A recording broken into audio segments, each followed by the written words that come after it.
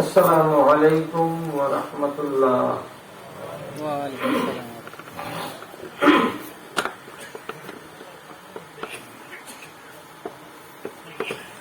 ইন্নাল হামদালিল্লাহ নাহমাদুহু ওয়া নাস্তাঈনুহু ওয়া নাস্তাগফিরুহু ওয়া নাউযু বিল্লাহি মিন শুরুরি আনফুসিনা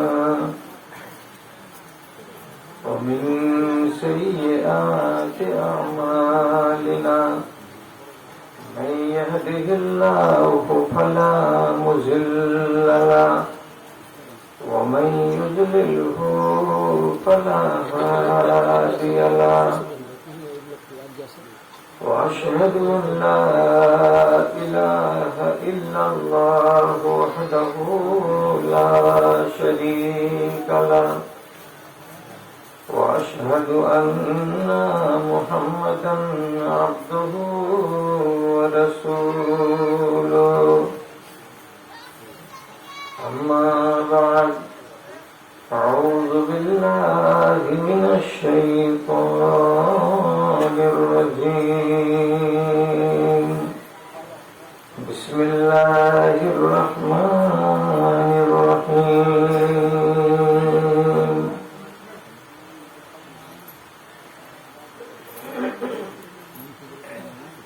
يا أيها الذين آمنوا اتقوا الله ولتنظر نفس ما قدمت لغد واتقوا الله إن الله خبير بما تعملون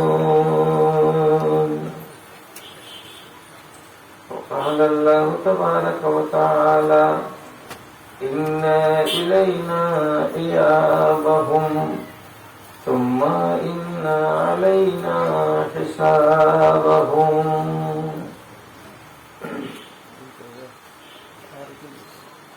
আরাধনা খোদার ছেড়ে ভুলে তুমি দিশে হারা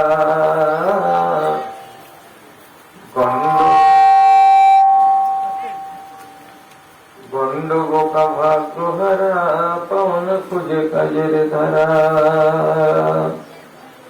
একবারে সুখ নিদ্রার পরশ ভুলে কান্নাকাটির রোল তোলো দেশে ছেড়ে সে দেশে যেতে কি নিয়েছো তাই বলো,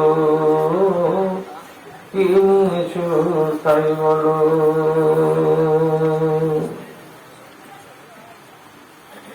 ধর্ম ভেঙে মর্ম পীড়াই ভুগবে তুমি মনে রেখো, আসছে মরণ করতে সবার পিছন ফিরে ওই দেখো। শখের বাজার শান্তি এনে দিন পুরায় রাত এলো, এ দেশে ছেড়ে সে দেশে যেতে কি নিয়েছো তাই বলো, কি নিয়েছো তাই বলো।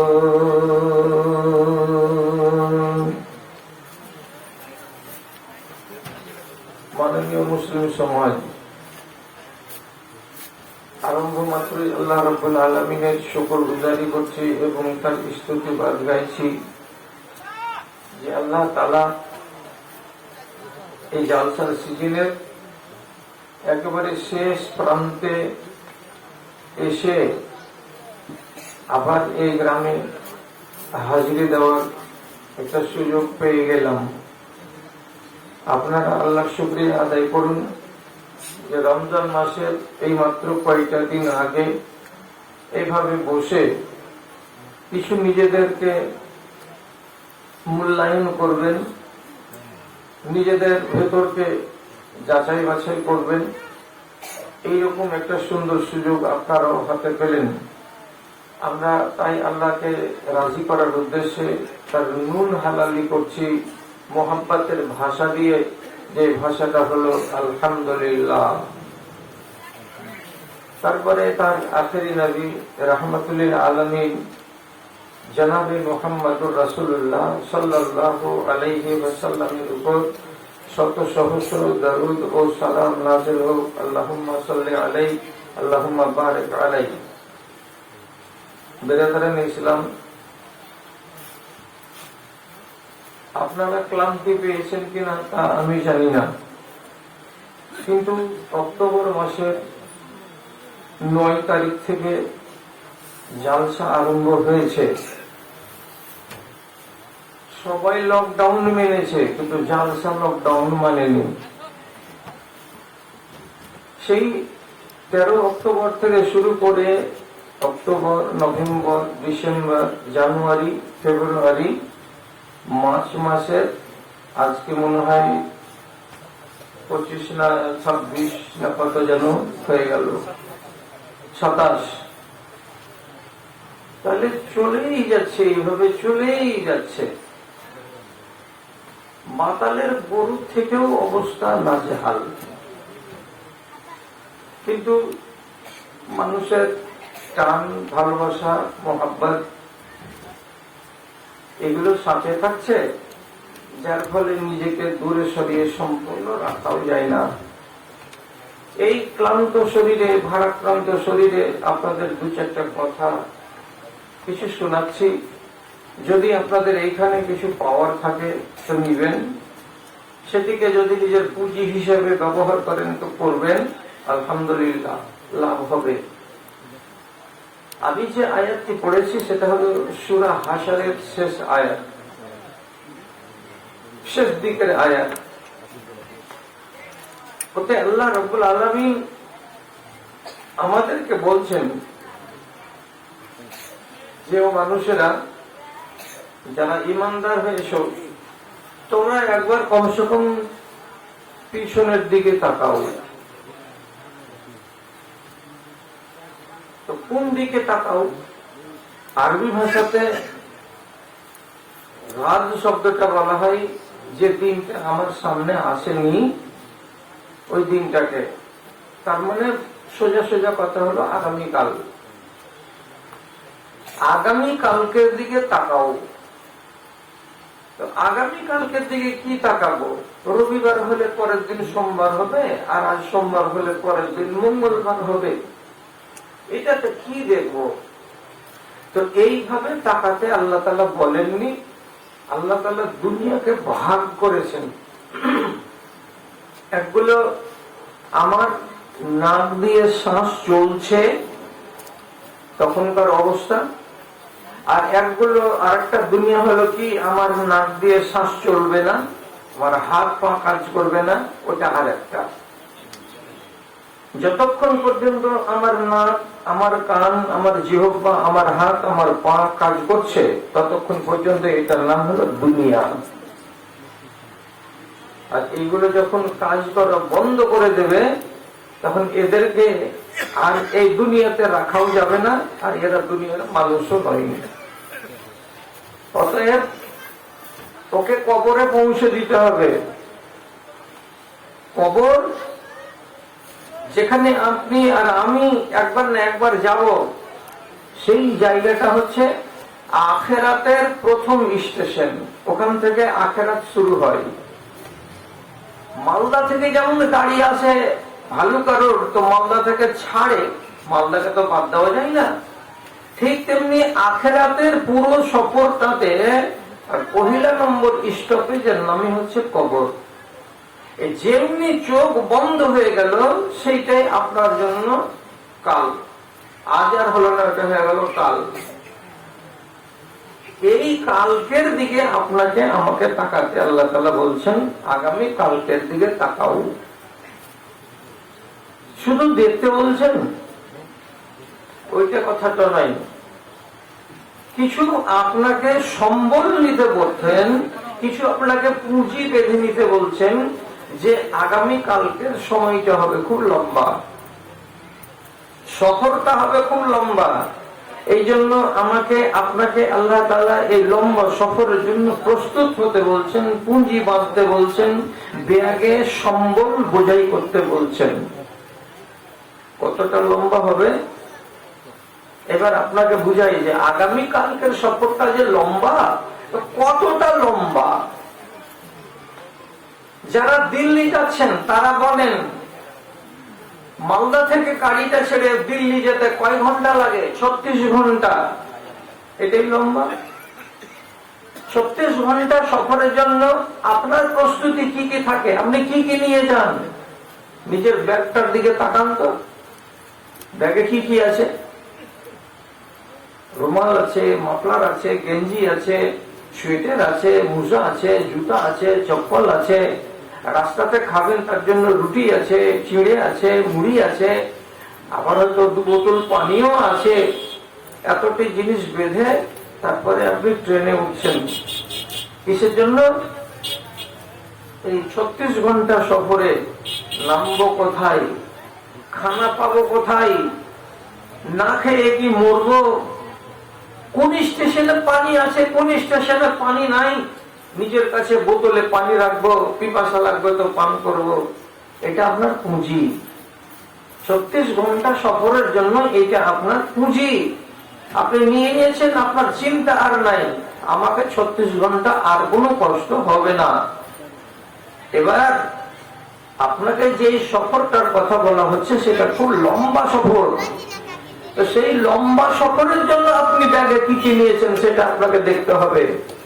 তো আপনাকে কেউ বলেনি এখন পর্যন্ত যে এই সফরটা কত লম্বা, কতটা লম্বা।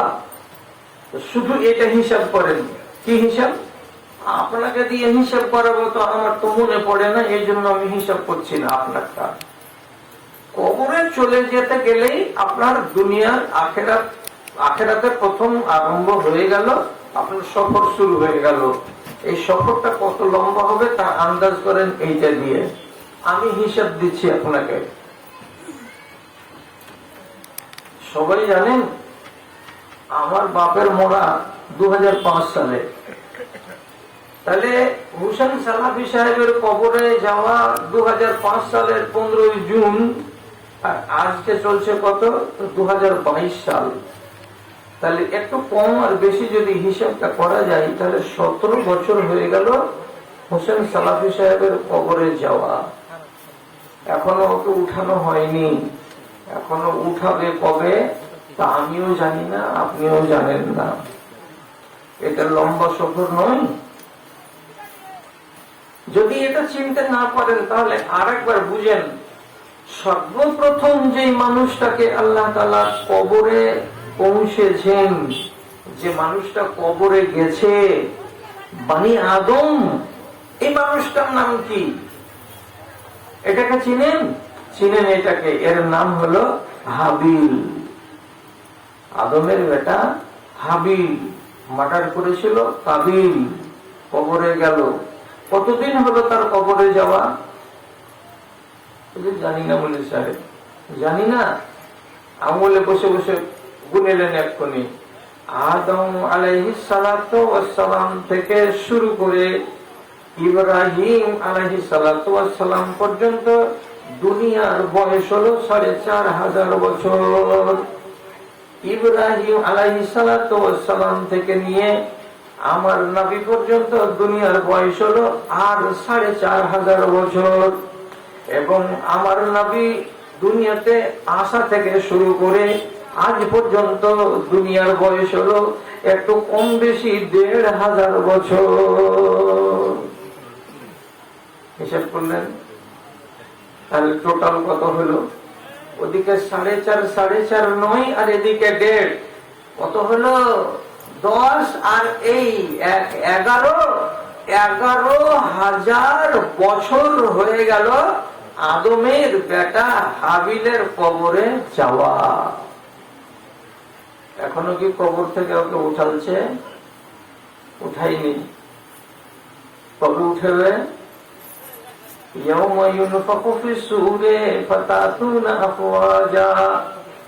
যতদিন পর্যন্ত ইসরাফিল আলাইহিস সালাতু ওয়াস সালাম বাঁশিতে ফুঁক না লাগাবেন ততদিন কিয়ামত হবে না। আর যতদিন কিয়ামত না হবে, হওয়ার পরে 40 বছর গত না হয়ে যাবে, ততদিন দ্বিতীয়বার ইসরাফিলকে ফুঁক দিতে দেওয়া হবে না। দুনিয়াকে বরবাদ করে দেওয়ার পর ইতিহাস মতে, তাফসীরের মতে 40 বছর পর ইসরাফিলকে বলা হবে আবার বাঁশিতে ফু লাগাতে। যখন বাঁশিতে ফু লাগাবে ইসরাফিল, তখন যত মানুষ আছে 10,000 বছর আগে যারা কবরে গেছে, 5,000 বছর আগে যারা কবরে গেছে, 1,000 বছর আগে যারা কবরে গেছে, সবাই মানুষ কবর থেকে মাটি পুড়ে বের হবে। আফওয়াজা, দলে দলে বের হবে, জামাতে জামাতে বের হবে, 2-3টা করে নয়, হাজের হাজ বের হবে।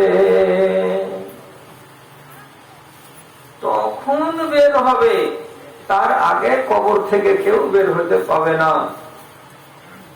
সফরটা কত লম্বা, আজ থেকে যদি হিসেব করি তো আর কতদিন আল্লাহ তাআলা দুনিয়াটাকে রাখবেন আপনার আর আমার কি জানা আছে? ধরেন আমার বয়স এখন 62 বছর গোটা হয়ে গেছে, আর 63 বছর আমার চালু হয়ে গেছে। আমি যদি এই বছরের শেষ মাথাতে গিয়ে আমি মরে যাই, আমি যদি কবরে চলে যাই, তাহলে আমার কবরে যাওয়ার পরে এই দুনিয়াটা আর কতদিন থাকবে আমি কি জানি না আপনি জানেন? যদি আরো 1000 বছর আল্লাহ তাআলা দুনিয়াটাকে রাখেন, কিয়ামত না হয়, দুনিয়াকে পয়মাল করা না হয়, তাহলে আমাকে 1000 বছর ধরে কবরের ভেতরে থাকতে হবে।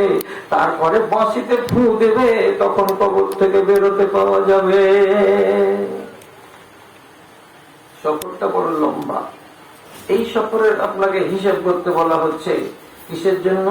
প্রথম মঞ্জিলে আপনার হিসাব কিতাবের পালা চলে আসবে। কেমন পালা আসবে? যদি ভালো তো ভালো, না তো মন্দ তো মন্দ, এখান থেকেই শুরু হয়ে যাবে। ভালো হতে গেলেও এখান থেকেই শুরু, মন্দ হতে গেলে এখান থেকেই শুরু।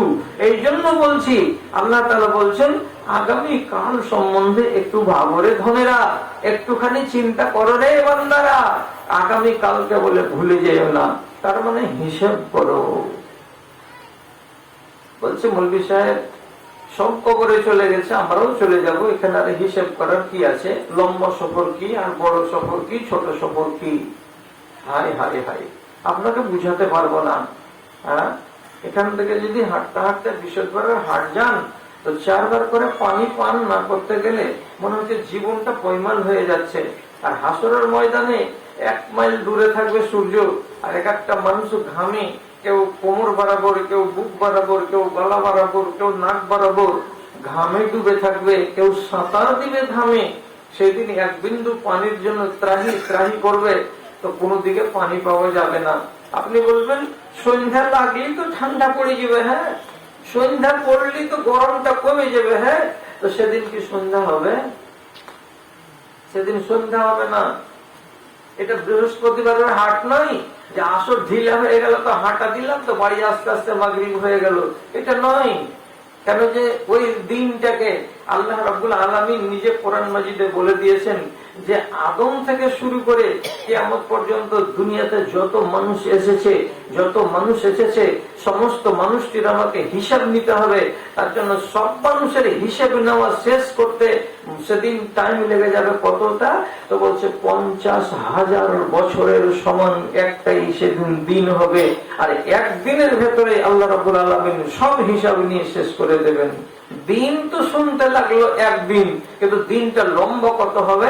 50,000 বছরের সমান একটা দিন হবে।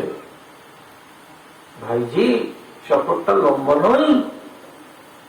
আচ্ছা, আপনি কি মনে মনে বলছেন যে যেমনি কিয়ামত হয়ে গেল তেমনি হিসাব শুরু হয়ে যাবে, আর ফাটাফাট হিসাবটা দিব আর দিয়ে 3 তালার জান্নাতে যে নিম পড়বো, এটা কি মনে করছেন? আপনারটাই কি আগে হিসাব হবে? এরকম কি ব্যাপার আছে? এটা কথা নয়। কেন নয়? হাসরের ময়দানে আপনি কোন জায়গাতে দাঁড়াবেন আপনার জানা আছে কি? হাসরের ময়দানে কতটি লোক জমা হবে জানা আছে কি? এখন বর্তমানে সারা দুনিয়াতে 850 কোটি মানুষ আছে। এখন শুধু ভারতবর্ষে আছে 136 কোটি মানুষ হয়ে আছে।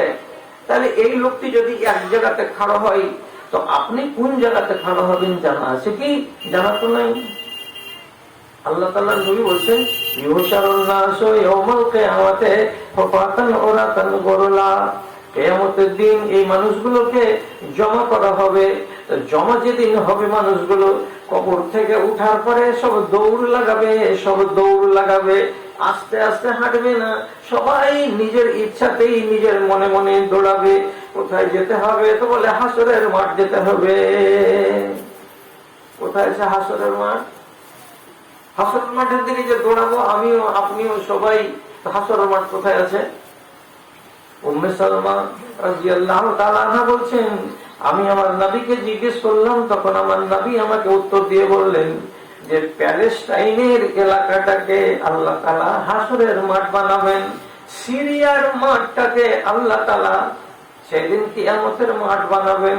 সেদিন কিন্তু ওই মাঠে একটা গাছ থাকবে না, একটা লতা পাতা থাকবে না, একটা আল থাকবে না, একটা চিহ্ন থাকবে না, সারাটা মাঠ সমতল হবে। আর আল্লাহ তাআলা কোরআনে বলছেন, ইয়াউমা তুবাদদালুল আরজু গায়রাল আরজি, এই দুনিয়ার মতো সেই দুনিয়াটা হবে না, এই মাটির মতো সেই মাটিগুলো হবে না, সম্পূর্ণ দুনিয়াটাকে আল্লাহ তাআলা বদল করে দিবেন। কিন্তু স্থানটা কোথায় হবে? তো বলা হচ্ছে ওই প্যালেস্টাইনের এলাকায় হবে, যেখানে বাইতুল মুকাদ্দাসের মসজিদ আছে। আপনারা ক্যালেন্ডারে দেখেছেন যে দেশটাতে ওই সিরিয়া আর প্যালেস্টাইন একই এলাকা, ওই জায়গাটাকে আল্লাহ তাআলা হাসরের মাঠ বানাবেন। তাহলে আমি যদি বালুয়াঘাটের মাটিতে মরি আর এখানে ইসরাফিল যখন ফুঁক দিবেন তখন ইট মাটি পুড়ে যে বের হব, তো আমাকে দৌড় লাগাতে হবে। কোথায় দৌড় লাগাতে হবে? ওই প্যালেস্টাইনের মাটিতে। তাহলে ভারতবর্ষের পশ্চিম বাংলার চাঁচল থানার বালুয়াঘাট গ্রাম থেকে আমাকে যে দৌড় দিতে হবে প্যালেস্টাইন পর্যন্ত, কতক্ষণ দৌড়ে যেতে সময় লাগবে এবার আন্দাজ করেন তো। সে মূল বিষয় এগুলা কেন শিখাতে লাগলা? তাহলে কি আপনাকে এমনি শুধু বলে দিব যে আজ 100 টাকা দাও, আমি দোয়া করে দেবো, আর কিচ্ছু করতে হবে না, খালি নিন বড় মরলি তুমি জান্নাত পেলে। আমি এই বলস করবো আপনার জ্ঞানকে বড় করছি কি বলে, জানে এরকম জীবন কেন কাটাচ্ছ, আগামী কালকে যে তোমাকে হিসাব লাগবে, তো এই হিসাব কথাটা তোমার মগজে ঢুকছে না কেন? এই জন্য কথাটা বলছি। হাসরের ময়দানে দৌড়ে যেতে হবে তোমাকে। কোনখানে দাঁড়াবে তুমি?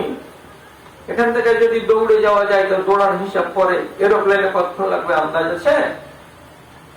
কলকাতা দমদম এয়ারপোর্টে যদি জাহাজে বসা যায় তাহলে 6 ঘন্টা টাইম লাগবে।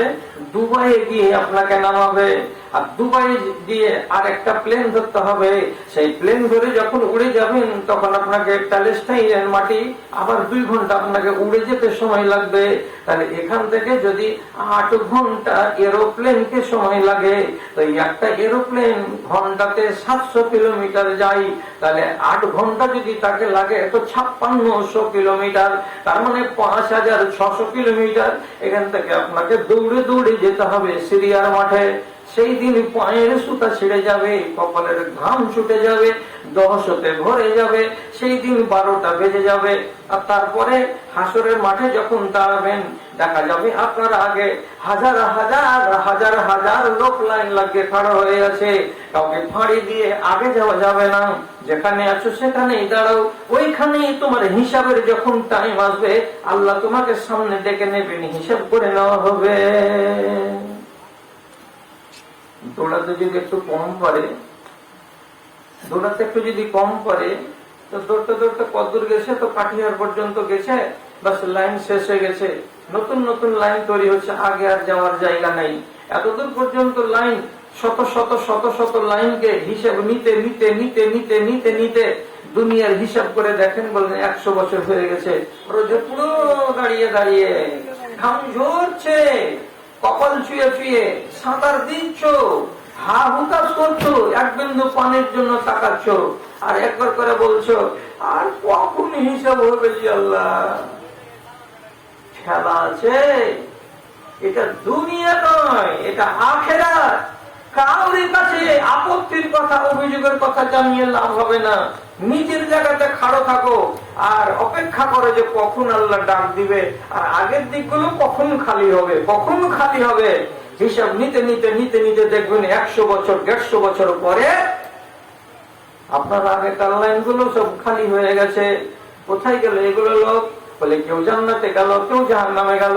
এবার দেখতে পাবেন আপনার সামনে হয়তো আর একটা লাইন আছে কিংবা 1.5টা লাইন আছে। এই একটা লাইনের হিসাব যেমনি হয়ে যাবে তেমনি আমার লাইনের হিসাব শুরু হবে। আর আপনার কাছে আস্তে আস্তে ধরে নেবেন যে আরো 50 বছর চলে যাবে। তাহলে হাসরের ময়দানে 200 বছর দাঁড়িয়ে থাকতে হবে। এমনটা যদি ঘটে যায় যে আপনি দৌড়াতে পারেননি, আপনি পিছিয়ে পড়ে থেকে গেছেন ভিড়ের জ্বালায়, তাহলে আপনার লাইন পড়েছে কোথায়? তো এখান থেকে বাংলাদেশের চিটাগংয়ের এলাকায়। ওখানে যেতে যেতে 500 বছর লেগে যাবে। আর ততদিন পর্যন্ত হাসরের ময়দানে দাঁড়িয়ে থাকতে হবে শুধু হিসাবের জন্য, হিসাবের জন্য। আল্লাহ রাব্বুল আলামিন বলছেন ওই লম্বা সফরে যেতে হবে, তার জন্য একবার তাকাও আর নিজের বস্তাটাকে দেখো ভালো করে, হিসাব নিকাশ করে বস্তাতে কি কি নিয়েছো, যে তোমার সফরে কোনো ক্ষতি হবে না, কষ্ট হবে না, ঝামেলা হবে না, রোদ লাগবে না তোমাকে, আর কোনো তৃষ্ণা লাগবে না। এমন কি কি জিনিস তোমার ব্যাগের ভেতরে আছে এটাকে একটু নজর দিয়ে দেখে না, নজর দিয়ে দেখো, তাহলে তুমি চালাক মানুষ। এই হিসাবটা আল্লাহ তাআলা আপনাকে আমাকে করতে বললেন। হ্যাঁ, যদি সেদিন আল্লাহর আরশের ছায়া আমার কপালে জুটে যায় তো ছায়াতে দাঁড়িয়ে থাকবো। 1000 বছর যদি দাঁড়িয়ে থাকি তো অসুবিধাটা কোথায়?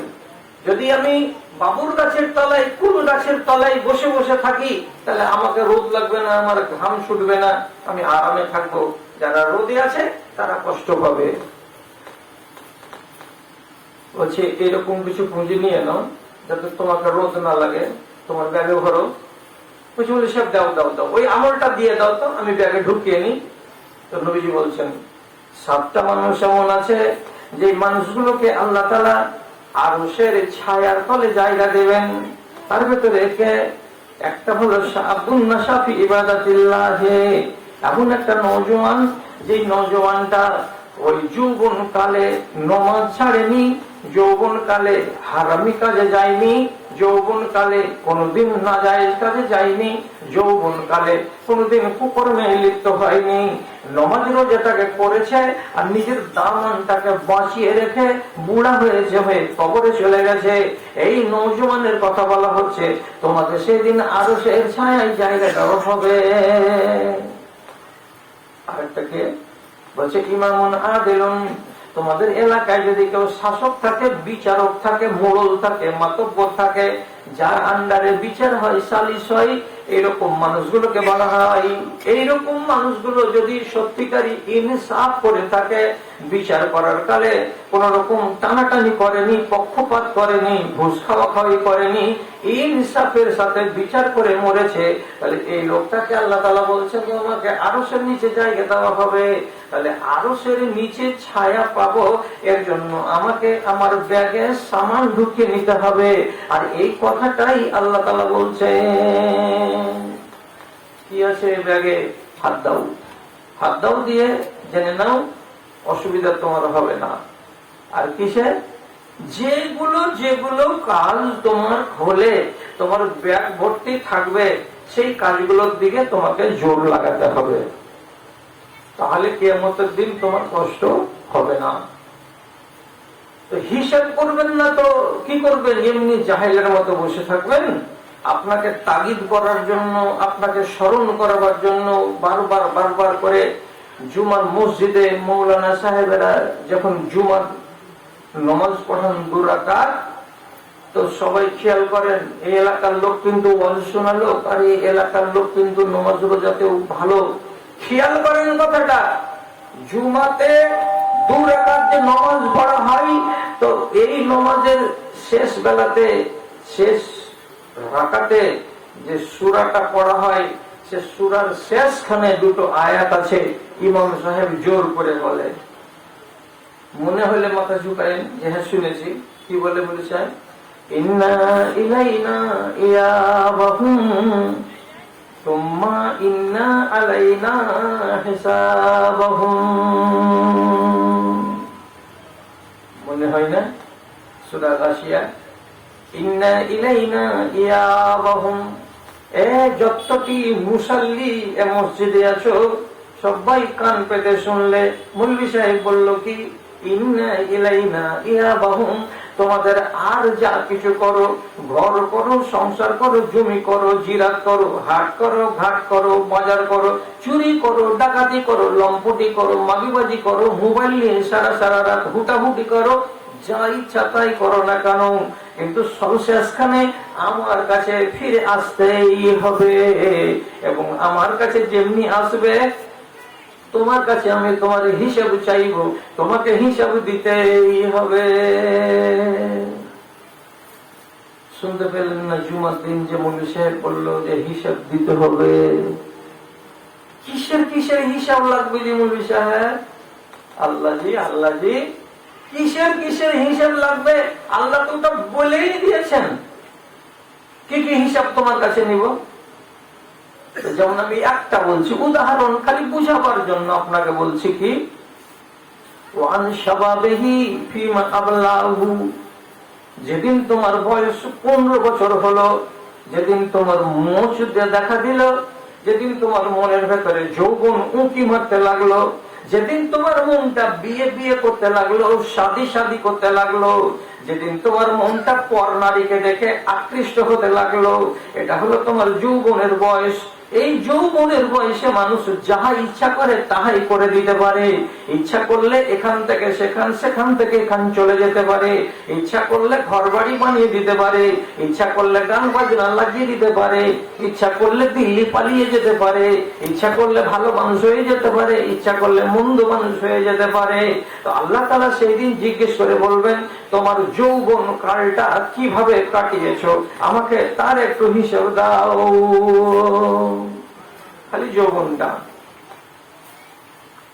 5টা জিনিসের কথা জিজ্ঞেস করা হবে, হিসাবটা দাও রে বাবা। তো কি কি হিসাব? আল্লাহ বলে তোমার যৌবন কালের হিসাব দাও। কি হিসাব দিবা? হিসাবের কথা বলছি আজকে, অন্য কোনো কথা আমি বলবো না। এই ছেলে, যে ছেলেটা এসার পরে খানা খেয়ে নিয়ে নিজের ঘরে ঢুকে গেল, আর মা বাপ মনে করছে আমার বেটা পড়ছে, কেন যে সরকার বলে দিয়েছে কি অনলাইনে লেখাপড়া হবে, অনলাইনে লেখাপড়া হবে। অনলাইন মানে কি? অনলাইনের মানে হলো এই, তোমার বাড়িতে একটা মোবাইল লাগবে অ্যান্ড্রয়েড, আর মাস্টারেরা স্কুলে পড়াবে, আর তোমার মোবাইলের সঙ্গে লিংক করা থাকবে, তুমি তোমার মোবাইলে পাঠতে বসে বসে পড়তে পেবে। এটা চালু করলে লকডাউনের আমলে এই পড়াটাকে বলছে কি অনলাইন লেখাপড়া।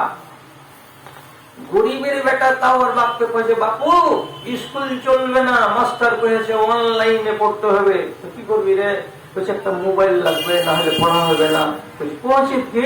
হ্যাঁ, বাপ খেয়া না খেয়া ওকে 15,000 টাকা দিয়ে মোবাইল কিনে দিল। এই সুন্দর অনলাইনে পড়বে গাধা ডিম। রাত 9টার সময় ঘরে হুড়কা ঠুকে দিয়ে সারা রাত পাবজি খেলছে, সারা রাত পাবজি গেম খেলছে। গেম চিনেন? পাবজি চিনেন? এমনই 26 গেম এটা, যে লোকটাকে লেগে গেল এই পাবজি খেলার রোগ, ও জিন্দা 26-এর বাচ্চা 26 হয়ে গেল। ওকে হাদিস আর কোরআন আর দুনিয়ার মৌলবীর ঝাড়ফুঁক করা আর পানি পড়া আর দুয়া দেওয়া আর তাবিজ দেওয়া কিচ্ছুতে কাজ হবে না, যতক্ষণ লাফিয়ে ওর কাছ থেকে আপনি অ্যান্ড্রয়েড মোবাইল কেড়ে না নিবেন, ওকে পাবজি ছড়াতে পারা যাবে না। সারা রাত এই কাজ করছে। হ্যাঁ, অথচ কোরআনে কি লেখা আছে ভালো করে বুঝেন। কোরআনে কি লেখা আছে? লেখা আছে কথাটা এই বান্দারা, দিনকে বানিয়েছি তোমাদের রুজি তলাশ করার জন্য। এই জন্য তোমাদেরকে কাজ করতে হবে, মেহনত করতে হবে। আর মেহনত করতে গেলে শরীরের তাকত লাগবে, শরীরে বল লাগবে, শক্তি লাগবে। আর রাতটাকে বানিয়েছি তোমাদের আরামের জন্য।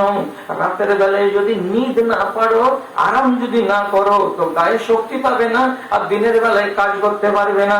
এই জন্য আল্লাহ তাআলা কোরআনে বলছেন, রাতকে বানিয়ে দিয়েছি তোমাদের আরামের জন্য, নিধের জন্য, আর দিনকে বানিয়ে দিয়েছি তোমাদের কাজের জন্য।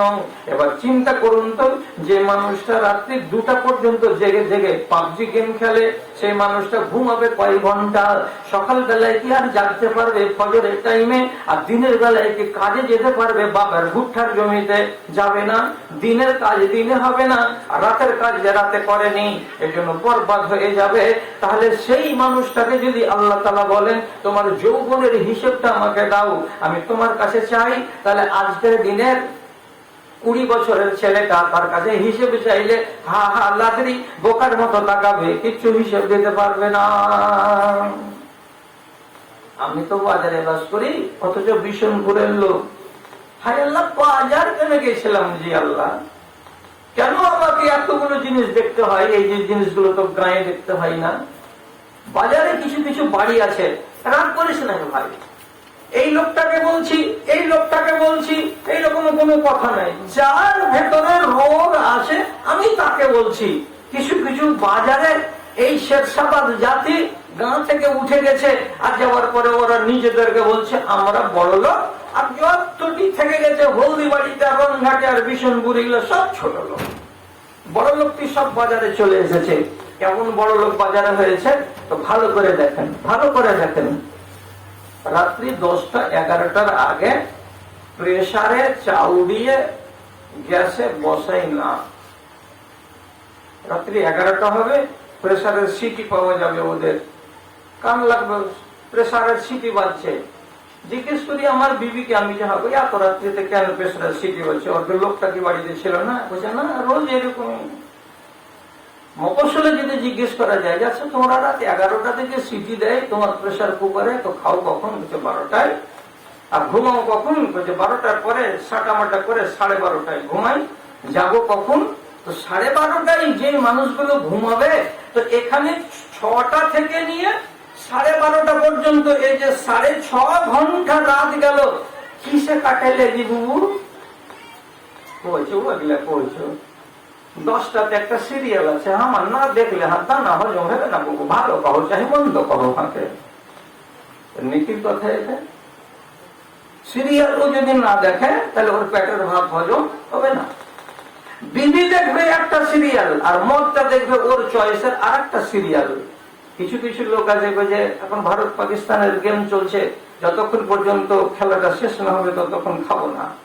জেগে জেগে জেগে জেগে এই সব হলো অসভ্য শিক্ষিত মুর্দা জীব, এগুলো দুনিয়াতে বেঁচে আছে, এইভাবে রাতটাকে নষ্ট করে। আর যখন 12:30টাতে ঘুমিয়ে 4:30 সোয়া 4টাতে আজান হচ্ছে, তো কখন টাইম হলো? 2.5 ঘন্টা 3 ঘন্টা ঘুমাবার পরে আসসালাতু খায়রুম মিনান নাওম, মৌলবি বকিয়ে চলে গেছে, আর ঘুম ছুটে না। শেষে জাগলো কটাই? তো বেলা 7টার সময়। 7টার সময় কে জাগে? কোন লোকটা জাগে? হাদিসের ভাষাতে লেখা আছে যাদের চামড়া মোটা তারা জাগে। কারা চামড়া মোটা? যার কানে হাইয়া আলাল ফালাহ রস ঢুকায় না, যেই মানুষটাকে হাইয়া আলাস সালাহ জাগাতে পারে না, যে মানুষটাকে ফজরের নামাজের জন্য উঠাতে পারা যায় না, ওর মনটা কাঁদে না, মনটা সচেতন হয় না, এই মানুষগুলোকে আল্লাহ রাব্বুল আলামিন বলছেন জাযারিন, এরা হলো চামড়া মোটা লোক। আসলে মোটা চামড়া নয়, এদের মগজ হলো মোটা, এদের বুদ্ধি হলো মোটা, এদের আক্কেল হলো মোটা। এই মোটা আক্কেলের লোকেরাই বেলা 7টার সময় জাগে। আর এই লোকগুলোর কথা নবীজি বলছেন আল্লাহ তাআলা ওদেরকে দেখতে চান না, আল্লাহ ওদেরকে ঘৃণা করেন। যে তোমাদেরকে মানুষের কোলে জন্ম দিয়ে কি লাভ হলো? তোমরা তো পশুর থেকে নিকৃষ্ট হয়ে গেলে। তাহলে হিসেব যদি আল্লাহ তাআলা চাহেন, আপনি কি হিসাব দিবেন? আমি সম্পূর্ণ হাদিসটা বললাম না, আপনাকে বুঝাবার জন্য শুধু একটা উদাহরণ দিলাম যে যৌবন কালের হিসেবটা যদি কেউ দিয়ে দেয়, তাহলে তো ও আরশের নিচে ছায়াতে জায়গা পেয়ে যাবে, আর ওর তো বিপদ হবে না সেই হিসেবের দিন। দাদারে, ভুল হলে হাতে মাপ দিও। আমি ছোট মুখে বড় কথা বললে কাউকে কষ্ট দিয়ে কবরে যাব না, আবার বয়স হয়ে গেছে মরার। আজকালকার দুনিয়াতে এমন বেটি ছেলে দেখতে পাইছেন এক একটা, যে বেটি ছেলেটা কোনো না কোনো বেটা ছেলেকে ভালোবাসে না, কিংবা উল্টান এমন কোন বেটা ছেলে যুবক আপনার গ্রামে আছে যে যুবকটা কোনো না কোনো মেয়ে ছেলেকে ভালোবাসে না আর মোবাইলে ওর সঙ্গে লাইন করে না? এরকম কোন যুবক ছেলে গ্রামে পাওয়া যাবে আজকাল? যদি বলেন যাবে যাবে যাবে যাবে, 100টাতে 5টা পাওয়া যাবে, নেই 10টা, বাকি 90টাই আপনি খোঁজ নিয়ে দেখেন ভালো করে, বাই দি বাই লোক লাগিয়ে লাগিয়ে খোঁজ করে দেখেন, ওর চেন ঠিক লাগা আছে, ওর লাইন ঠিক লাগা আছে। আমি পরশুদিন ঘুমিয়ে আছি আমার বাড়িতে, আমার বাড়ি লাগাতো রাস্তা, তো আমার বাড়ির পাশে ইটের উপরে বসে বসে একটা লেয়াল হাতফোন করছে। আরে সোজা হ্যাঁ খাড়ো হয়েছে তো ফুল প্যান্টটা কোমরে গোটা হ্যাঁ থাকে না, লোলুয়ার এখান থেকে নেমে গেছে। আর সে মোটামুটি 10-11 মিনিট ধরে কথা বলছে, তো পরিষ্কার আর ভাষণে বুঝতে পারছি যে একটা বেটি ছেলের সাথে কথা বলছে। নিন্দে ভেঙে গেল, কাপড়টাকে এমনি করে জানলার হাতে বলছে, বাড়ি কুণ্ঠে তোর গালে যাবো যে এমন জুতার বাড়ি একটা দিব সাপোর্ট করে যে তোর বেটি ছেলের সঙ্গে কথা বলা আর ফেসার ফেসার করে বেরিয়ে যাবে, বাপের জমিদারি পাইছিস রে কুত্তা। যে উনি কথাটা বলা, তখন ওইখান থেকে টেন টেন করে উপর দিকে হাঁটলো, ওদিক থেকে আওয়াজ বলছে, কি হয়েছে জি, কে রাখছে জি? জানলার একটা এইটুকু বুঝতে পারছি আন্দাজে, ও নিজেকে জব দিয়েছিল যে একটা জানলাতে একটা মানুষ এখানে থাকতে মানা করছে, তার লেগে চলে যাচ্ছে। থাকতে মানা করছো রে, খুব বেশ। হ্যাঁ, কার সাথে এতক্ষণ ধরে তুই কথা বলছিস? 15 মিনিট 20 মিনিট ধরে আক্ষেপ। যদি একটা যুবতী মেয়ে ছেলে নিজের যৌবনের হিসেব না করে যে আমার যৌবনটাকে আমি বিনা বিবাহ করাতে কিসের জন্য পরের কাছে বিক্রি করতে যাচ্ছি, একটা যুবক ছেলে বিবাহ না করে হালাল উপায়ে না গিয়ে হারাম উপায়ে যদি কোন একটা মেয়ে ছেলের কাছে যাই আর নিজের শারীরিক সম্পর্ককে কায়েম করে, আর ও যদি হিসেব না করে যে আমার এইভাবে মিলামিশা করা আর ওই নারীর তাকে সুযোগ দেওয়া, পরিণামটা কি দাঁড়াবে কিয়ামতের দিন, এটা হিসাব যদি আজকে না করে তো তার কালকে ওকে পোহাতে হবে না? এটা কে ওকে বুঝাবে, ওকে কে হিসাবটা দিবে? হাসরের ময়দানে কি সাজা হবে? তো রসুল মেরাজের রাত্রিতে একগুলো তামাশা দেখতে পেলেন। একটা তামাশা বলছে কি, বলছে আমি এক জায়গা দিয়ে হাঁটতে হাঁটতে দেখছি, তো এইরকম একটা চুল্লি, যেমন এনটিপিসিতে চুল্লি হয়, যেমন ইট ভাটাতে চুল্লি হয়, এরকম চুল্লি, বিশাল চওড়া চুল্লি। তো সে চুল্লিতে কি হচ্ছে, ওখান দিয়ে লেলিহান শিখাই আগুন দাও দাও দাও দাও করে চুল্লির ভিতর থেকে বেরিয়ে বাহির দিকে পর্যন্ত দেখা যাচ্ছে। চুল্লির মাথা পেরিয়ে উপর দিকে আগুনগুলো চলে যাচ্ছে, আর মাঝে মাঝে মাঝে মাঝে ওই আগুনের সাথে সাথে একটা করে মানুষ বেরিয়ে আসছে। কেমন হয়ে? একটা বেটা ছেলে আর একটা বেটি ছেলে, এর গায়ে 1 ইঞ্চি কাপড় নেই, ওর গায়ে 1 ইঞ্চি কাপড় নেই। বেটা ছেলেটাও উলঙ্গ, বেটি ছেলেটাও উলঙ্গ, একজন আর একজনকে জাপটিয়ে ধরে আছে, আর এর শরীর ওর শরীরের সঙ্গে লেগে জয়েন্ট হয়ে আছে। এইরকম হয়ে একজন আর একজনকে জাপটিয়ে ধরে উলঙ্গ অবস্থাতে আগুনের সাথে সাথে উপর দিকে চলে যাচ্ছে। 10 হাত 15 হাত 20 হাত উপরে গিয়ে আগুনটা যখন নিভিয়ে যাচ্ছে, তখন ওইখান থেকে আবার এই ন্যাংটা এবং নেংটি দুপুরে সেই চুল্লির মধ্যে পড়ে যাচ্ছে। কত দূরে গিয়ে পড়ছে? জাহান্নামের তলা যেখানে আছে কত দূরে গিয়ে পড়ে যাচ্ছে। আবার পুড়ছে পুড়ছে পুড়ছে, খানিক বাদে 10 মিনিট বাদে 15 মিনিট বাদে আবার ওখান থেকে জোড়া লেগে ওই রকম হয়ে চুল্লি দিয়ে বেরিয়ে আসছে, আর উপর দিকে যাচ্ছে। তখন দেখা যাচ্ছে একটা ন্যাংটা বেটা ছেলে, একটা ন্যাংটা বেটি ছেলে গায়ে গা লাগিয়ে আছে, আর আবার চুল্লির ভেতরে পড়ে যাচ্ছে। নবী করিম জিজ্ঞেস করে বলছেন, জিবরাইল এইরকম এরা কারা, কিসের জন্য এরা এমন হয়ে জয়েন্ট হয়ে আছে, লেগে কেন আছে, শরীরে শরীরে এদের আঠা সাটার মতো কেন হয়ে আছে, আর গায়ে কাপড় কেন নাই, এই সাজাটা কেন দেওয়া হচ্ছে? আল্লাহ পাকের নবীকে উত্তর দেওয়া হলো, হাউলাই যুনাত, এগুলো হলো আপনার উম্মতীদের ভেতরে ওই বদবক্ত বেটি ছেলেটা, আর আপনার উম্মতের ভেতরে ওই হারামখোর বেটা ছেলেটা, যারা হালাল না করে জায়েজ না করে পরের বেটির সঙ্গে লাভ করে, আর লাভ করার পরিণতি হিসাবে হারামি কাজে যুক্ত হয়েছে, বিচার করেছে, দুনিয়ার লোকেরা জানতে পারেনি কিন্তু আল্লাহ জেনেছে। ওদেরকে এই সাজাই দেওয়া হচ্ছে যতদিন পর্যন্ত এই সাজাটা তাদের মওকুফ না করা হবে, যতদিন পর্যন্ত তাদের গুনাহটা মাফ না হবে, ততদিন পর্যন্ত এটা চলতে থাকবে, চলতে থাকবে, চলতে থাকবে। হিসাব করেছ? হিসাব করেছ? গত কয়েকদিন আগে, কয় মাস আগে ফারাক্কা স্টেশনে মুখামুখি বসেছি, সিট পেয়েছে একটা মেয়ে ছেলে। আমি এই সিটে আছি, মালদাতে উঠেছি শামসিতে, আর ও ফারাক্কাতে উঠলো, তো মুখামুখি সিটে, মাথাতে কাপড় নেই, এমন করে সালোয়ার জাম্পার পরে আছে যে 18-20 বছরের বেটি ছেলে, ওর দিকে চোখ তুলে তাকানো যাচ্ছে না, এত নির্লজ্জ, এত বেহায়া অবস্থাতেও বসে আছে। কথা প্রসঙ্গে ওর নোটবুক খানাতে দেখছি তো নাম লেখা আছে শাহনাজ। আমি তখন থামতে না করে জিজ্ঞেস করে বললাম, তুমি কলেজে পড়ো? বলে হ্যাঁ। তোমার নাম শাহনাজ? বলে জি। কি করে জানলেন? তোমার ডায়েরিটাতে দেখলাম যে শাহনাজ লেখা আছে। তো আচ্ছা, তুমি এইভাবে কেন বসে আছো? তোমার গলা এত বড় যে এখান থেকে শুরু করে ওকসার ডাঙা দিয়ে, ঝুটি মূল্যের বাগান দিয়ে, বিশনপুরের মাথা পর্যন্ত এত কেন বড় তোমার গলা? মাথাতে কাপড় দেও না? তুমি একটা 22 বছরের যুবতী বেটি ছেলে, তোমার সিনার উপরে একটা ওড়না নাই, এইভাবে বসে থাকাটা কেমন? পর্দা করছো না? একবারে এতটি দামাত বাহির করে আমার দিকে কইছে, পর্দা কেন করবো? পর্দা করে কি লাভ? কি লাভ? আল্লাহ ওর খতিয়ান নিয়ে জানতে পারলাম, মুসলমানের বেটি, মুসলমান মা, মুসলমান 14 গোষ্ঠী মুসলমান, আর মুসলমানের বেটি ফারাক্কা কলেজে পড়ে, আর কলেজ থেকে পড়ে যাবে রামপুর হাট বাড়ি কাঞ্চনজঙ্ঘা এক্সপ্রেসে। তার হাল হলো এই, যদি একটু কিছু বলতে গেলাম তো আরো ঝিপড়ি দিয়ে বলছে যে পর্দা করে কি লাভ হবে। তাহলে এগুলো হিসাব করেছে কি? নিজের হিসাব করেনি।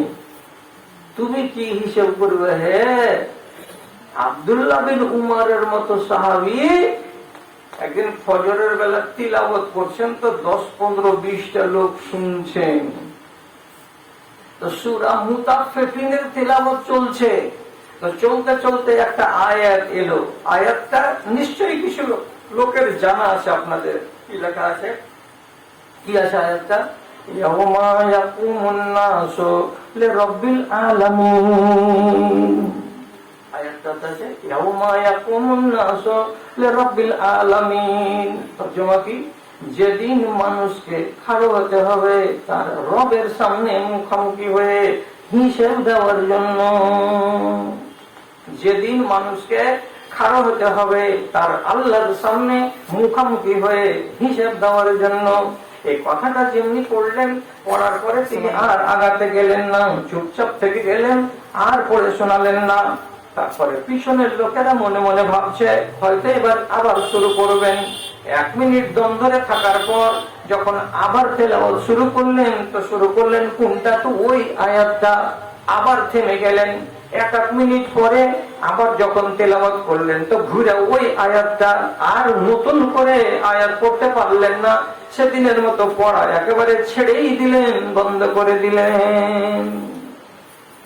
পরে জিজ্ঞেস করছে সাহাবীরা, আপনি যে তেলাওয়াত করছিলেন, তো তেলাওয়াত করতে করতে ইয়াউমা ইয়াকুমুন নাসু লিরাব্বিল আলামিন এই আয়াতটাকে আপনি 2-3 বার করে পড়লেন আর আগে গেলেন না, তো কি জন্য গেলেন না? কি ব্যাপারটা?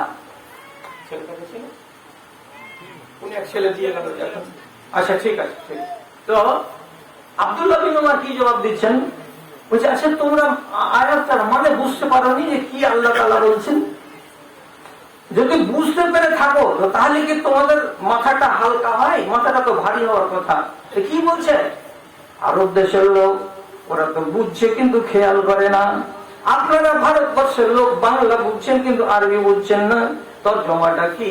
তিনি পড়লেন আয়াতটা, যেদিন মানুষকে খাড়া হতে হবে আল্লাহ রাব্বুল আলামিনের সামনাসামনি হয়ে নিজের হিসাব দেওয়ার জন্য, তার জন্য তিনি বুঝিয়ে বলছেন, ও বাবা ধন, কতটি ভালো কাজ করে রেখেছো, আল্লাহর সামনে খাড়া হবার মতো মুখে পাটা আছে কিনা, মন্দ কাজ থেকে নিজেকে বাঁচিয়ে রাখতে পেরেছো, কতখানি বুকে পাটা আছে কিনা।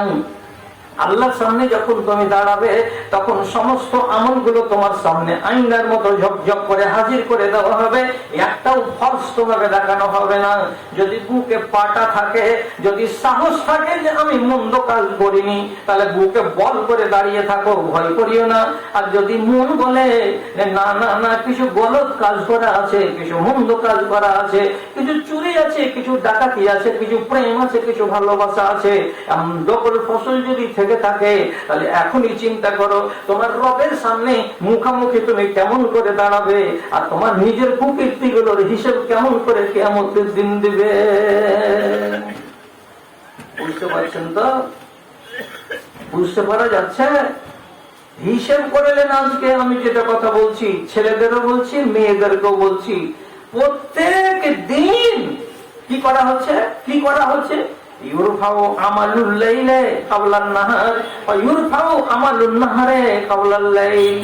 সকাল থেকে নিয়ে মাগরিব পর্যন্ত যা তুমি করলে, মাগরিব যেমনি ভাবে তোমার আমলটিকে সম্পূর্ণ একটা লিপিবদ্ধ করে খাতাতে করে দিয়ে আসমানে পৌঁছে দেওয়া হবে।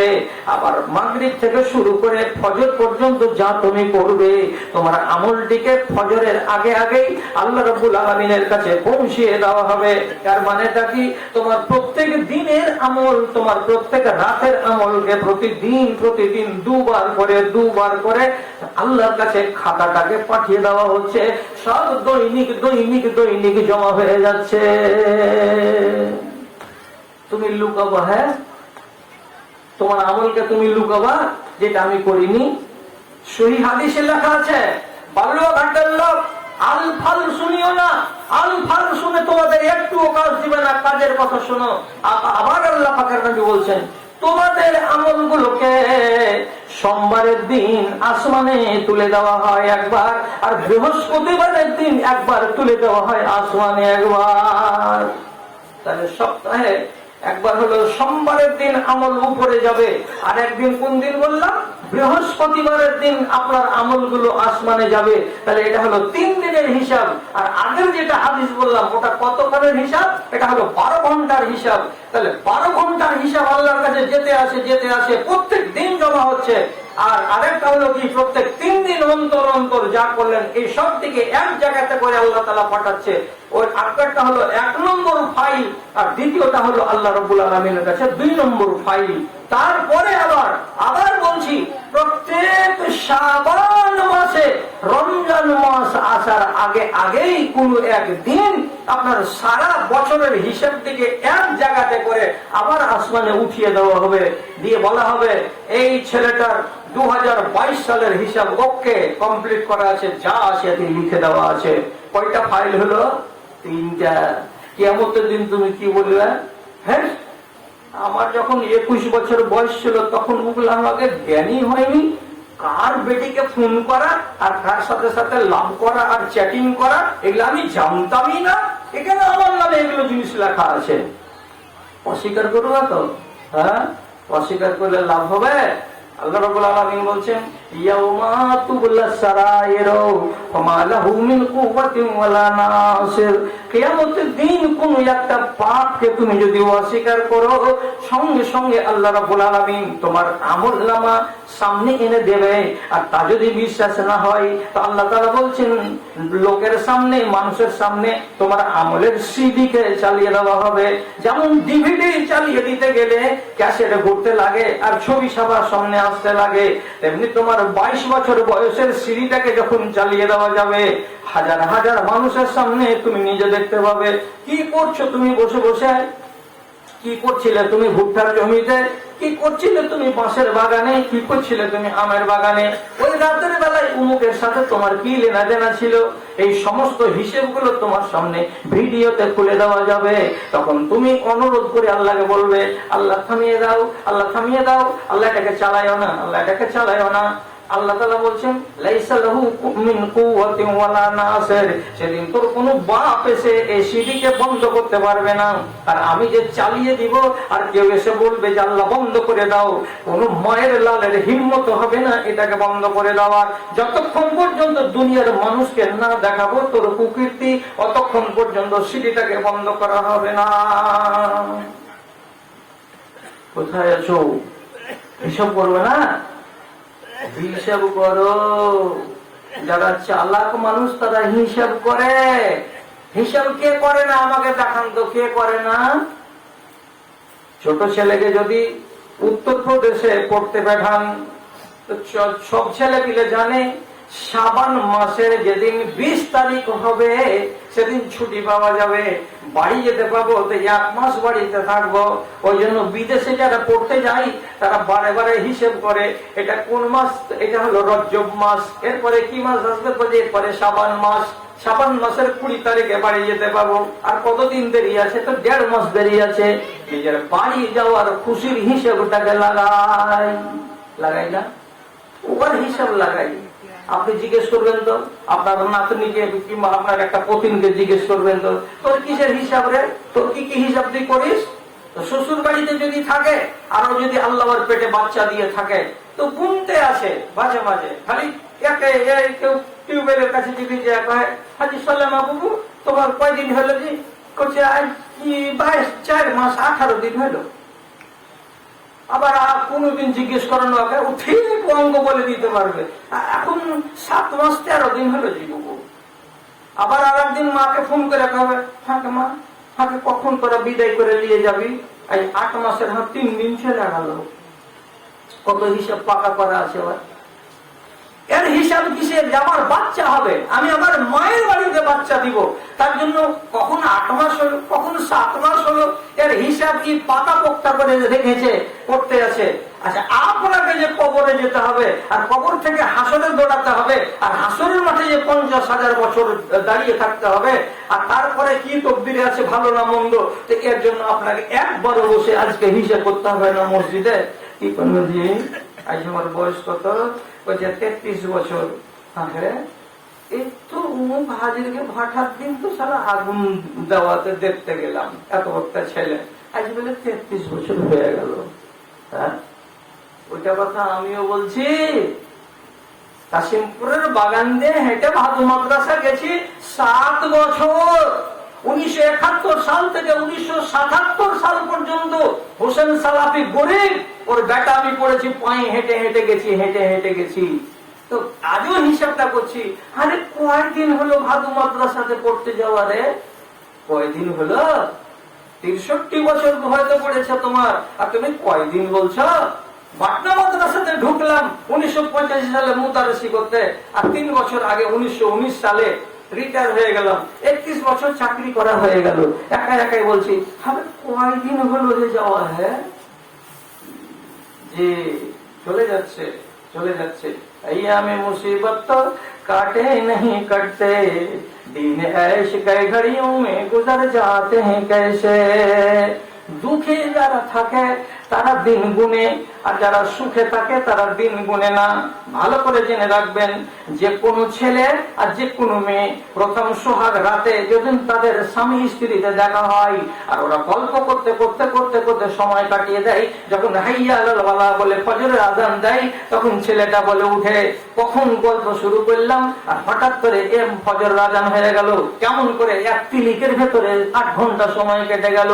খুশিতে থাকতে গেলে সময় পার হয়ে যায় আর দুঃখে থাকতে গেলে সময় পার হয় না। আপনি চিন্তা করতে পারছেন না কেন? এখন মগের মুলুক পেয়েছেন, টাকার অভাব নাই, পোশাকের অভাব নাই, জমি জমা ঠিকঠাক আছে, কামাই ভালো আছে, অতএব আল্লাহকে বলে চিন্তা নাই, কবর বলে চিন্তা নাই। আর যদি একটা মানুষের দুঃখী হয়ে যায়, যদি তার কাছে ধন না থাকে, দৌলত না থাকে, তাহলে তখন কষ্ট হয়, তখন একটু মনে আসে যায়। এখন কেউ হিসেব করে না। দাদু হিসেব করো। হযরত উমরের মতো চালাক লোকটা বলছে, হাসেবু ক্বাবলা আন তুহাসাবু, তোমার হিসাব কেউ চাইবে তার আগে তুমি হিসাব করে নাও। কত বুদ্ধিমানের কথা। তোমার কাছে কেউ হিসাব চাইবে তার আগেই তুমি হিসাব তোমার নিজের করে নাও। আর তারপরে উনি কি বলছেন, ওয়াজিনু ক্বাবলা আন তুজানু, তোমার ওজন নেকিগুলোকে পাল্লাতে চাপানো হবে। তো ওজনে করার আগে আগে তুমি তোমার বাড়িতে বসে বসে ওজন করে করে দেখো। কেমন করে ওজন করবো?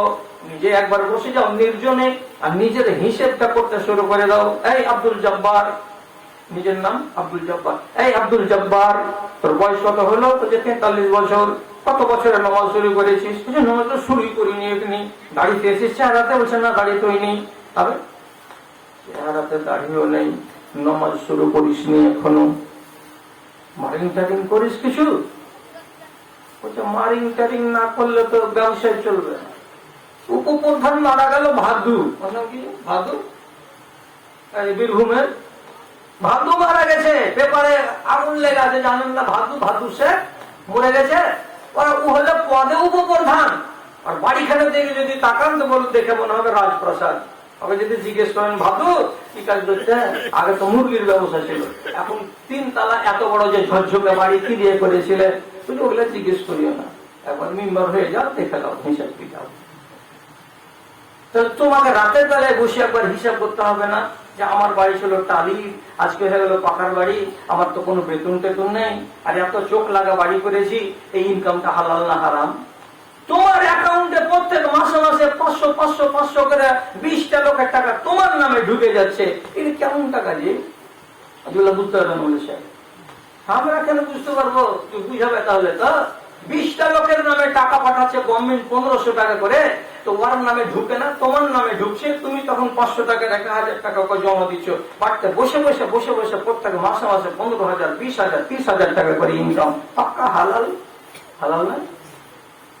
বড় বাপের টাকা তো যে কাজ করে দিয়েছি, তুই আমাকে টাকাটা দিবি না তো কে দিবে? হিসেব করছে, এটা হিসাব। হিসাবটা যদি রাতের বেলায় একাই করেন তাহলে ঠিক হবে হিসাব, দিনের বেলায় চায়ের দোকানে হিসাব করতে গেলে হিসাব ঠিক হবে না। ভালো করে বুঝুন, বুঝিয়ে দিচ্ছি কথা। রাসূল রাতের বেলায় আসমানের সফরে গেলেন, আর এসে সারা রাতে কি দেখলেন? ফজরের নামাজের পরে সবটি সাহাবীকে বলছেন, বসো, আমি আমার সাহাবীদের জান্নাত দেখেছি আজকে রাতে, তো আমার জান্নাত আমি বয়ান করব, তোমাদের জান্নাত দেখে দেখে এলাম, দেখে দেখে এলাম। প্রত্যেকটা লোক তখন মনে মনে ভাবছে আমার জান্নাত রাসূল দেখেছেন আজকে, দেখি আমার জান্নাতটা কেমন। এই আশা নিয়ে বসে আছে, ও আশা নিয়ে বসে আছে, এই আশা নিয়ে বসে আছে। সব ঠিক ফজরের নামাজ পড়ার পর মসজিদে বসে সব তাকাচ্ছে রসুলের দিকে। রসুল কি বলছেন দেখি। এবার প্রথমে বিসমিল্লাহ করছেন রসুল, রাইতো রাইতো ইমারাতান শামিকাতান মিন দুররাতিন বাইযা, সাদা শ্বেত পাথর দিয়ে ঝকঝক ঝকঝক করছে এমন একটা বিল্ডিং দেখতে পেলাম, আলিশান বিল্ডিং। আমি জিজ্ঞেস করলাম জিবরাইলকে, জিবরিল এই শ্বেত পাথর দিয়ে তৈরি করা সুন্দর ঝকঝকে বিল্ডিংটা কার? তখন আমাকে জিবরিল বলছেন, এটা আপনার উম্মতির ভেতরে একটা লোক আছে, তার নাম হলো আবু বকর, তার জন্য তৈরি করা আছে। আবু বকর সিদ্দিক ওইখানে বসেছিলেন মজলিসের ভেতরে, তিনি নিজের মুখটাকে নিচু দিকে করে নিয়েছেন, আর আনন্দের জ্বালাতে চোখের পানি ঝরিয়ে ছড়িয়ে বলছেন, আর বলছেন, আল্লাহ পাকের রাসূল আমার জান্নাতকে আপনি দেখে এসেছেন, অথচ আমি নিজের চোখে এখনো জান্নাতকে দেখিনি।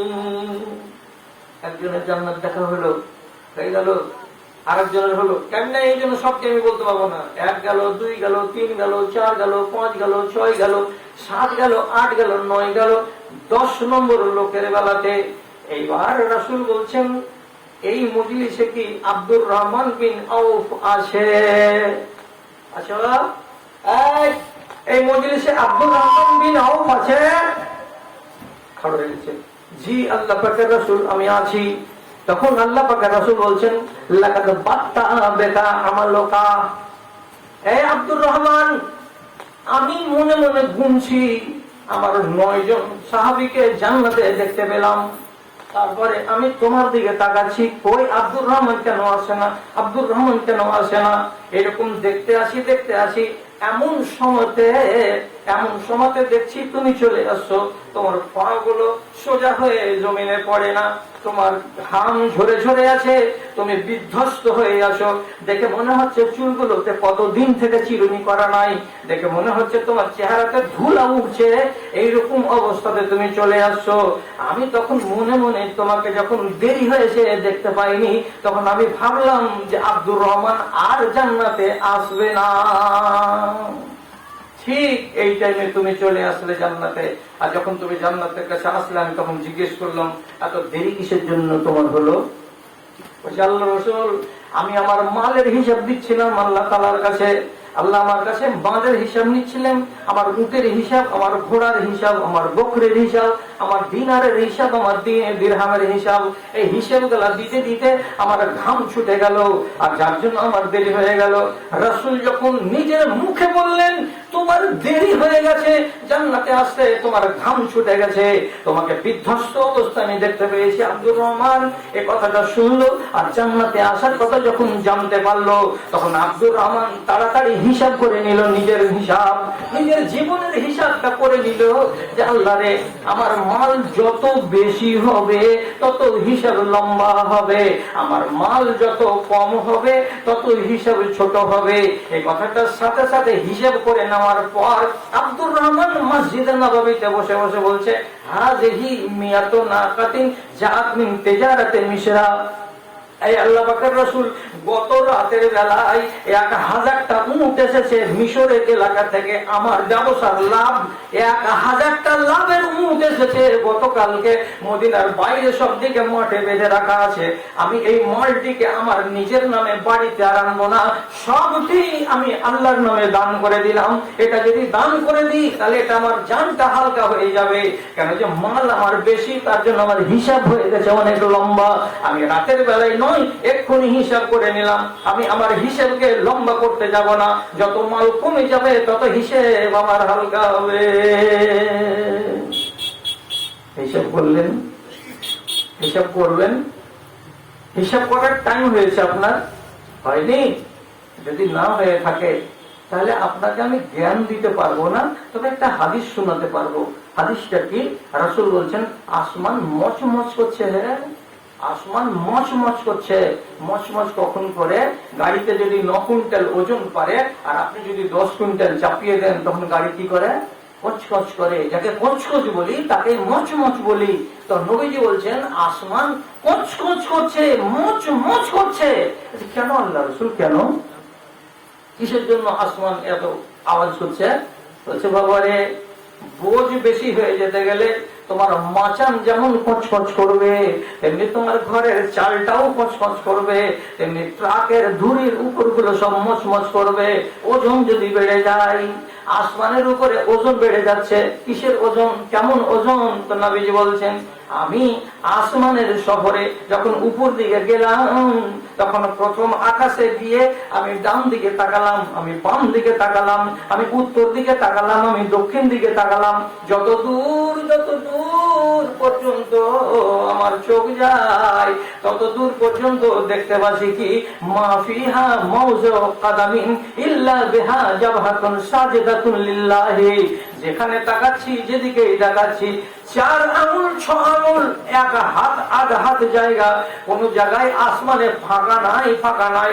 কোটি কোটি কোটি কোটি কোটি কোটি ফেরেশতারা সব সিজদায় পড়ে আছে।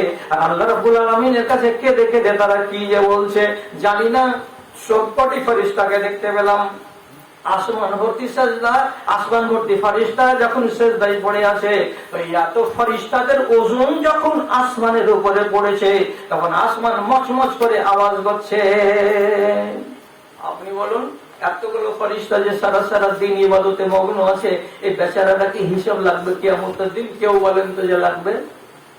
লাগবে ফেরেশতারা কি হিসাব? না, ফেরেশতাদের জন্য হিসাব নাই। কেন যে ওদের জন্য জান্নাত নাই। ফারিস্তাদের জন্য হিসেব নাই, কেন যে ওদের জন্য জাহান্নাম নাই। জাহান্নাম কার জন্য? তো জিনের জন্য এবং ইনসানের জন্য। যার জন্য জান্নাত আর যার জন্য জাহান্নাম, তাদের জন্য হলো হিসাব। অতএব হিসাব যদি করতে হয় তো বনি আদমকে করতে হবে, আর হিসাব যদি করতে হয় তো জিনের আওলাদকে করতে হবে। যাদেরকে হিসেব করার কথা তারা ঘুমিয়ে অঘরে আছে, এরা জীবনে হিসেব করতে কেউ রাজি নয়। কতদূর আপনার হিসাবের কথা চলবে? এক একটা সাহাবী এক একটা করে পা উঠিয়েছে তো হিসেব করে, এক একটা সাহাবী পা উঠিয়েছে ফুঁকে ফুঁকে। আপনাকে লম্বা করবো না, ঘড়ি অনেক দূর এগিয়ে চলে গেল, তাড়াতাড়ি চলে গেল। কেমন করে যে চলে গেল এতখানি সময় আমি বুঝতে পারি না। কি বলছি আপনাকে? কাজের কথা বলছি, শুনুন। মদিনার মসজিদ থেকে 1.5 কিলোমিটার দূর থেকে প্রত্যেক ওয়াক্তে হেঁটে হেঁটে হেঁটে হেঁটে মসজিদের নববীতে নামাজ পড়তে আসে। আপনি কত দূর থেকে যান? 10 বাড়ি, 12 বাড়ি, 13 বাড়ি, 5 বাড়ি, 7 বাড়ি। একই তো মানুষের মাথা খারাপ হয়ে যায়, তুমি বলতে বলতে মসজিদ খুলে দেয়, তাই না? আর কত দূর থেকে আসছে? 1.5 কিলোমিটার দূর থেকে 5 ওয়াক্তের নামাজে আসছে। বালুতে হেঁটে দেখেন তো পাটা কেমন পুড়ে।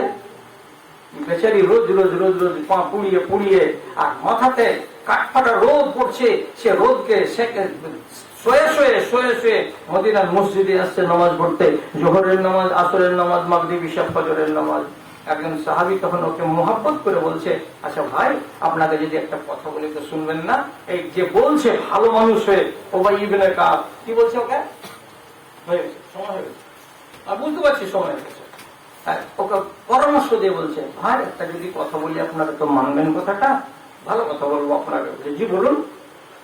তখন বলছে, লাউ ইশতারাইতা মারকাবান আও রাকবাতান, তুমি যদি লাউ ইশতারাইতা হিমারান, তুমি যদি একটা খচ্চর কিনে নাও কিংবা একটা গাধা কিনে নাও, তারকুহা ফিজ জালমায়ে ওয়া ফিজ জালহায়ে, গরমের দিনে তুমি ওই গাধার উপরে চড়ে নামাজ পড়তে আসবে, তোমার পা গুলো পড়বে না।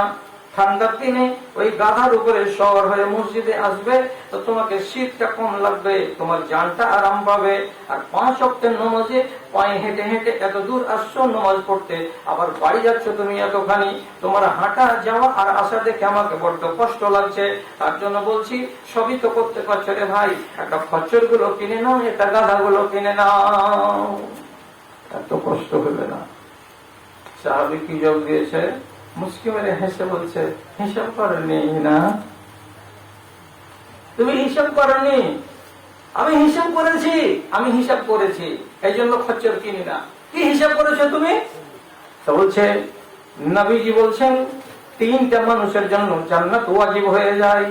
কোনটা 3টা মানুষ? একটা মানুষ এমন আসরের নামাজ পড়লো, আর পড়ার পরে মাঝে মাঝে ঘড়ি দেখছে আর বলছে, আর কত দেরি হবে মাগরিবে, আর কত দেরি হবে মাগরিবে। তো যে মানুষটাকে টকটকি লাগা থাকে, এক নামাজ পড়ার পরে আরেক নামাজ কবে পড়তে যাব, তার এ মানুষটা হলো জান্নাতি। 2 নম্বর মানুষটা হলো এই ইসবাবুল ওযুয়ে আলাল মাকারিহে, কনকনে শীতের দিনে পুষ মাসের মাঘ মাসের ঠান্ডা জাড়ের রাতে মাটির কলসি থেকে মগে করে পানি বের করে, আর অত শীতে আর জাড়ি আর ঠান্ডাতে ঠান্ডা পানি নিয়ে অজু বানায়। তো অজুদের চুরি করে না, কেমন করে করে?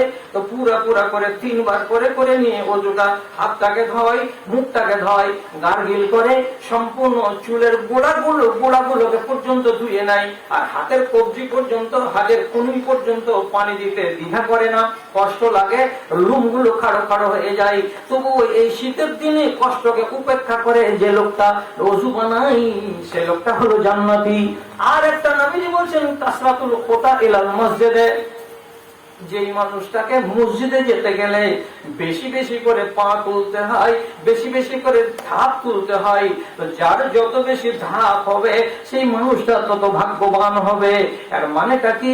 একটা ধাপ যদি তুমি মসজিদের দিকে আগাও তো তাহলে তোমার একটা গুনাহকে মাফ করে দেওয়া হবে, আর একটা দরজা তোমাকে উঁচু করে দেওয়া হবে।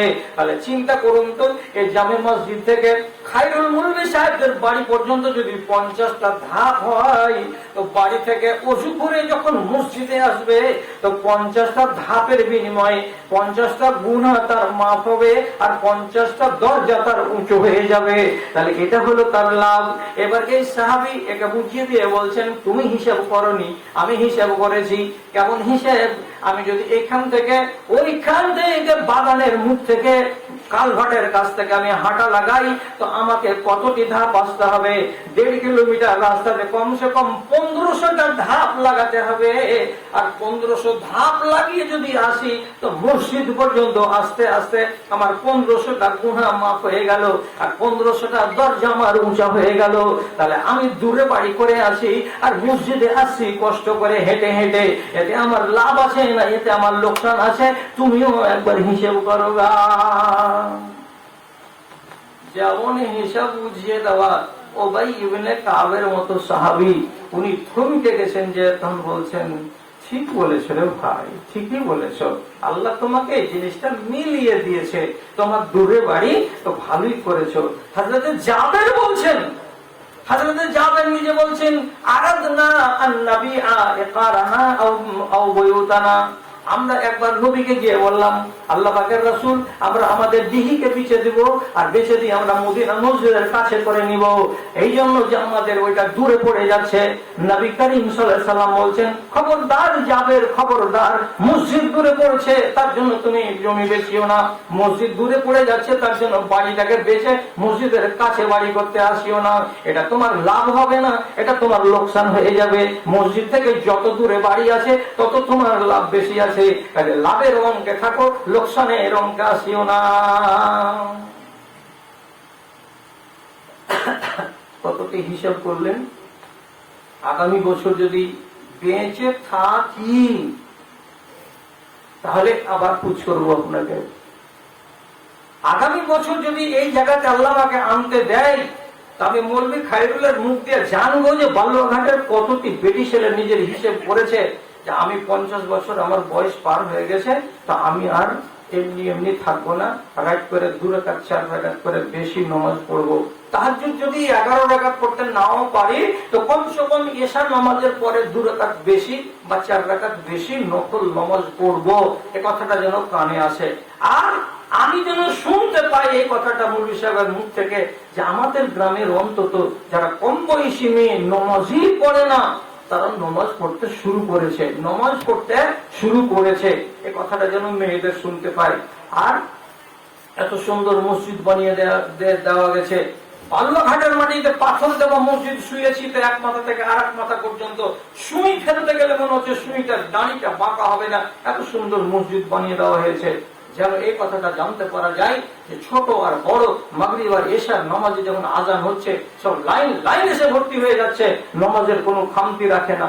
আর দোকানে আড্ডাবাজি দাও, আড্ডাবাজিটা কমিয়ে দাও, মসজিদে বেশি আড্ডাবাজি করো, মসজিদের সময় দিতে চেষ্টা করো। এই কথাটা যেন শুনতে পাই, এই কথাটা যেন জানতে পারি। এবার আপনাদের ঘড়িতে কটা বলছে? কটা বলছে? 5 মিনিট কম 12টা। কথাটা হলো এই, আমি পাতাইলা গরু রে ভাই, আজকাল দিনটা কি কেউ আমার কাছ থেকে পারে? কুদ্দুস করিয়ে দেখা করে না কুদ্দুস, আল্লাহ কুদ্দুসের মতো একটা জিনিস আমি আর দেখিনি দুনিয়াতে।